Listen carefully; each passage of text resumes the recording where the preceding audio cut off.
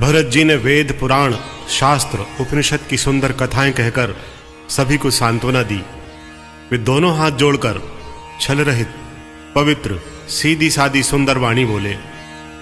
जो पाप माता पिता और पुत्र को मारने से, गौशाला और साधुओं का आश्रम जलाने से, जो पाप स्त्री और बालक का वध करने से, मित्र और मालिक को विष देने से, मन, कर्म और वचन से उत्पन्न जितने भी पाप हैं, सब मुझे लगे यदि श्री राम का वन गमन में मेरा सम्मत हो।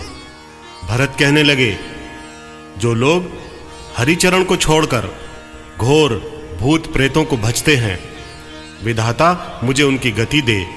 जो लोग वेदों को बेचते हैं, धर्म को दोह लेते हैं, चुगलखोर हैं, पराये पापों का प्रचार करते हैं, जो कपटी, कुटिल, झगड़ालू हैं, क्रोधी हैं, वेदों की निंदा और परिहास करने वाले हैं, लालची और चंचल आचरण वाले हैं, पराये धन और पराई स्त्री पर जिनकी कुदृष्टि है, मैं उनकी गति पाऊं यदि इसमें मेरा सम्मत है।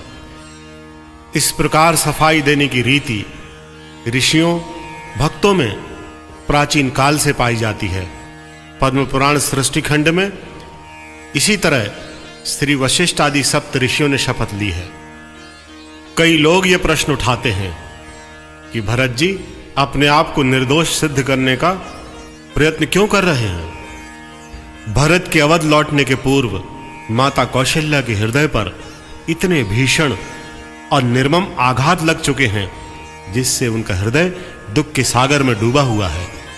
ऐसी स्थिति में एक क्षण के लिए भी उन्हें यह लगे कि जो कुछ भी हुआ है वह भरत की सहमति से हुआ है और भरत केवल लोक प्रदर्शन के लिए उनके पास आए हैं और अभिनय कर रहे हैं, तो कौशल्या अम्बा को प्राणांत कष्ट होगा और उन्हें ऐसा आघात लगेगा जो असहनीय होगा।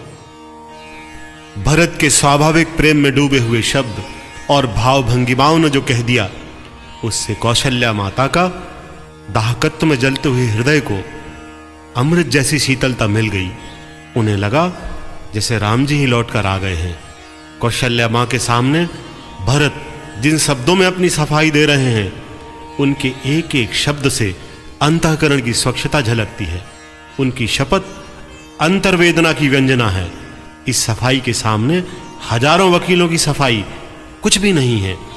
यहां उन्होंने अपना हृदय खोलकर रख दिया है, जिसकी पवित्रता को देखकर जो भी चाहे अपना हृदय निर्मल और शीतल कर सकता है। भरत के सच्चे और स्वाभाविक सरल वचन सुनकर माता कौशल्या कहती हैं, भरत तुम सदा मन, वचन, तन से श्री रामचंद्र जी को प्रिय हो। रामचंद्र जी के प्राण से तुम्हारे प्राण हैं। तुम भी रघुपति को प्राणों से अधिक प्रिय हो। चाहे चंद्रमा विष टपकावे, पाला अग्नि गिरावे, चाहे मछली जल से प्रेम छोड़ दे, ज्ञान होने पर मोह न मिटे, पर तुम कभी भी राम जी के विरुद्ध नहीं हो सकते। श्री राम का वनवास तुम्हारी राय से मांगा गया। संसार में जो भी ऐसा कहेगा वह स्वप्न में भी सुख, शांति और शुभ गति नहीं पाएगा। ऐसा कहकर कौशल्या मां ने भरत को अपने हृदय से लगा लिया। उनके स्तनों से दूध टपकने लगा, नेत्रों में जल भर आया। प्रेम का यह सात्विक अलौकिक वात्सल्य भाव दुर्लभ है।